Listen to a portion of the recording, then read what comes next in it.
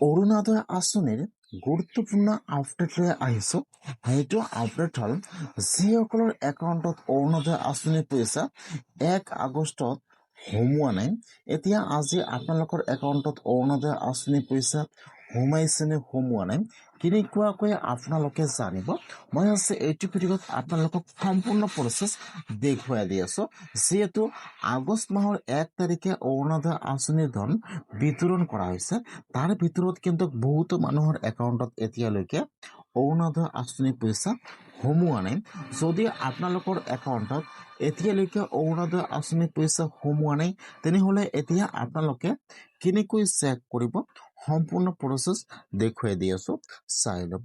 আৰু যদি আপোনালোকে মোৰ চেনেলত নিউ হয়, মোৰ চেনেলটো ছাবস্ক্ৰাইব কৰি ৰাখি দিব।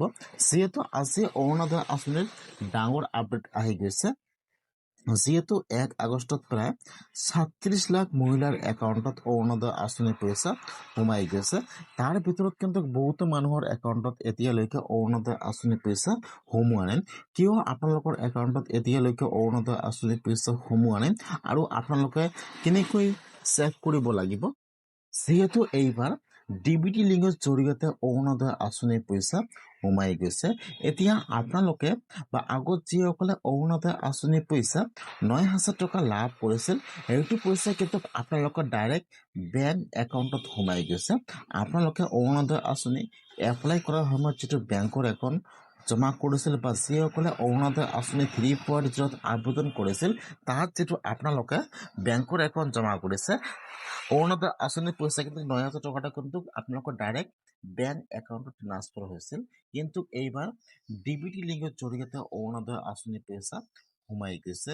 সেইকাৰণে যদি আপোনালোকৰ বেংকৰ একাউণ্ট 2টা বা 3টা বেংকৰ একাউণ্ট আছে, তেনেহ'লে কিন্তু আপোনালোকে এতিয়া আপোনাৰ সকলোবোৰ বেংকৰ একাউণ্ট চেক কৰিব লাগিব। কিছুমানৰ একাউণ্টত কিন্তু 1 আগষ্টত অৰুণোদয় আঁচনিৰ পইচা সোমোৱা নাই।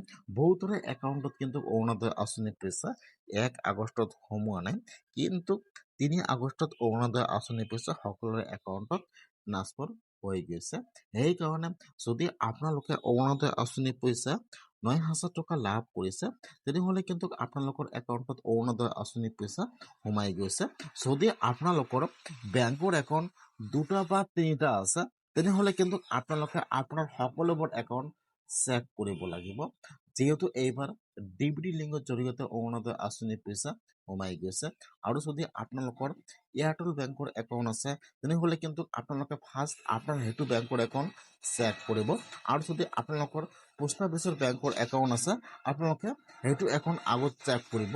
সেই দুটা একাউণ্ট কিন্তু আগতে ডিবিটি লিংক সম্পূৰ্ণ বা এক্টিভ হৈ থাকে। সেইকাৰণে যদি আপোনালোকৰ 2টা বা 3টা বেংকৰ একাউণ্ট আছে, আপোনালোকে আপোনাৰ সকলোবোৰ বেংকৰ একাউণ্ট চেক কৰক। আপোনাৰ কিন্তু যিকোনো এটা বেংকৰ একাউণ্টত অৰুণোদয় আঁচনিৰ পইচা সোমাই গৈছে। এইবাৰ যিহেতু ডিবিটি লিংকৰ জৰিয়তে অৰুণোদয় আঁচনিৰ পইচা সোমাই দিয়া হৈছে,